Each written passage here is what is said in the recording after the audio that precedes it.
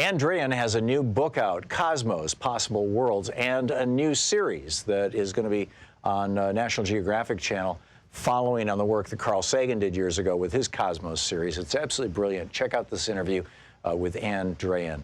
Leave your comments, ding the bell, share it with your friends, and subscribe to our channel. A great science story for the day. Ann Druyan is with us, the author of the new book and TV series premiering Monday, March 19th at 8 p.m. on National Geographic, Cosmos, Possible Worlds, hosted by Neil deGrasse Tyson.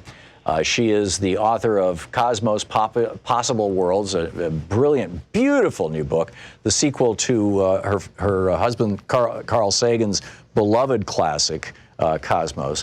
Ann, welcome back to the program. It's been a while since you've been on. It's great to be talking with you again, Tom. And I just want to mention that it's March 9th that the series will premiere next Monday. Not the 19th, but thank you so much for having me. Thank you, and forgive my misspeak. So I love this book. It is so accessible. It's so beautiful. I mean, it's so well done, and you know, color illustrations and clean writing that's easily understood by. I mean, I could give this to a 14-year-old, or I could give it to a college student. And they would learn things from it in ways that were completely accessible to them. It's you have created a masterpiece here, Ann. Tell us about the Anthropocene, and am I pronouncing that correctly? As far as I'm concerned, you are. First of all, thank you for your great kindness and generosity. And yes, we are in the Anthropocene. We are in the 6th mass extinction event in the history of life that we know of on Earth. Life is so tenacious that it has come through those first 5 events. But the 6th event, unlike the others, is of our making. And to show you how urgent the situation is, when we were making season 2 of Cosmos, A Space-Time Odyssey, there was not a scientific consensus that we were living in an age of human-caused extinction, mass extinction. But tragically, since that time, there is a scientific consensus now that that's where we are. And we are coming of age in the Anthropocene. And we have the wherewithal, the intelligence, the power to avert this disaster if we start taking what the scientists are telling us to heart. And you make a brilliant case for that in the book, and you explain this so well. Another part of the book that I found fascinating, and this is something that your late husband used to talk about a lot. What do you think the chances are that we might encounter intelligent life in the universe? And what are the chances that there is, by our definitions of intelligence, intelligent life in the universe? And I guess for us to encounter it, I mean, the universe has been around for a long time. It would have to emerge at roughly the same time, would it not? I mean, doesn't that radically diminish the chances that we'll encounter anybody? Well, it all depends upon how we take care of this planet and each other. If we start getting our act together and we get through this technological adolescence that we're enduring at this time, then I think there's a very good chance, because after all, the sun is a single star in a galaxy, the Milky Way, of some 200 billion stars, in a universe of many, many billions of galaxies. And that's only the visible universe that we're able to perceive. A much greater part of the universe is off limits to us at the moment.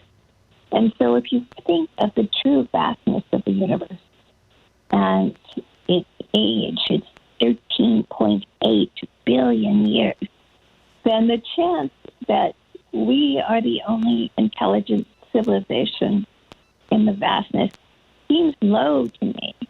Now, the question, the question is, well, would we even know if we were receiving signals from intelligent life forms of other worlds? We might not even perceive it. Remember, we've only been able to perceive radio signals for, 150 years the most. Right. And so if we'd been bombarded by radio signals before that time, we wouldn't have had any idea what was happening. And there may be other media of communication that we have yet to discover.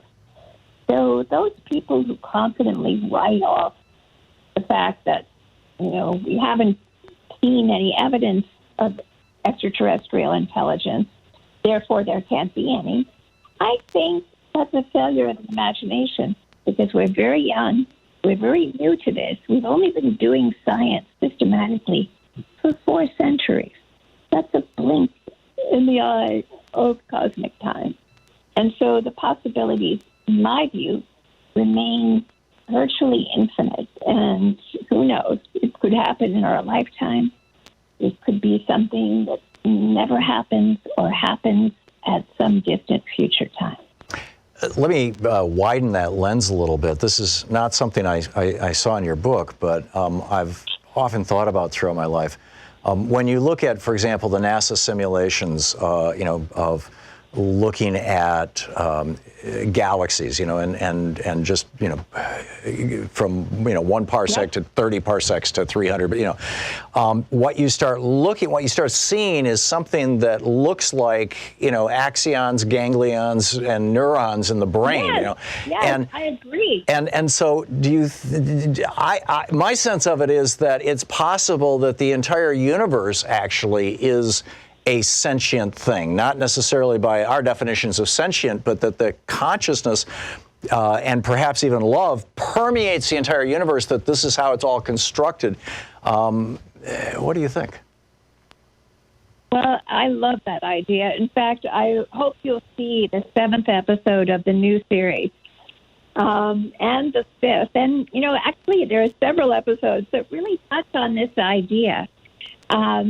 I think it's a wonderful idea. And I think that, what we've learned about the other species with whom we share this planet and how we have systematically underestimated their level of awareness. I think the more we learn about these things, the more we realize that there are many different roads to wonder, to love, to tenderness than we ever imagined before when we thought of human beings as the separately created crown of creation.